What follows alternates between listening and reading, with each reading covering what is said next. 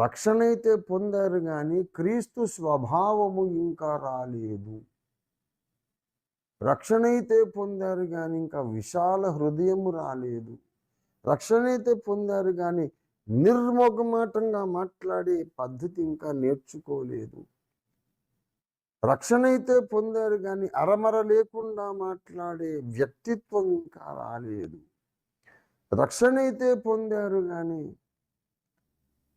ఏదేది లాభకరమో అది నాకు నష్టముగా ఎంచుకుంటాననే మనస్తత్వం ఇంకా రాలేదు. రక్షణ అయితే పొందారు కానీ వెనుకున్న వాటిని మరిచి ముందున్న వాటి కొరకు దగ్గర పడదాం అనే మనస్తత్వం రాలేదు. ఇంకా వెనుకున్నయే కావాలి. భార్యాభర్తలు గొడవాడుకుంటారండి. ఇక ఎంతసేపటికి వెనుకున్నయే మాట్లాడుతూ ఉంటే సమాధానం సాధ్యమేనా? విశ్వాసులే ఇద్దరు విశ్వాసులు గొడవాడుకుంటారు. ఇద్దరు దైవజనులే గొడవాడుకుంటారు. సమాధానపరిచి ఒక తీర్మానం చేసిన తర్వాత మళ్ళీ వెనుకున్నవే మాట్లాడుతూ ఉంటే సమాధానం సాధ్యమేనా?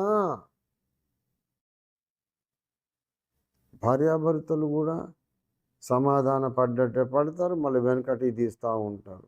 విశ్వాసులు సమాధాన పడ్డట్టే సమాధాన పడతారు, మళ్ళీ 10 ఏళ్ల కిందట 20 ఏళ్ల కిందట జరిగిన మళ్ళీ ఎత్తుకుంటారు. దైవ సేవకులు కూడా సమాధాన పడ్డట్టే సమాధాన పడతారు, మళ్ళీ ముందటి నుంచి నువ్వు ఇలా చేసావు అలా చేసావు మళ్ళీ మొదలు పెడతారు.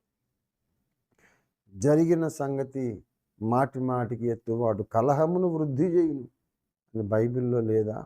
నువ్వు కలహ ప్రియుడువా సమాధాన ప్రియుడువా?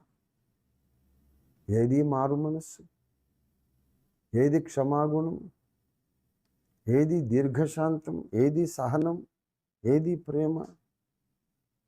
సార్వత్రిక క్రైస్తవ సమాజం అంతా కూడా ఇదే పరిస్థితిలో ఉంది.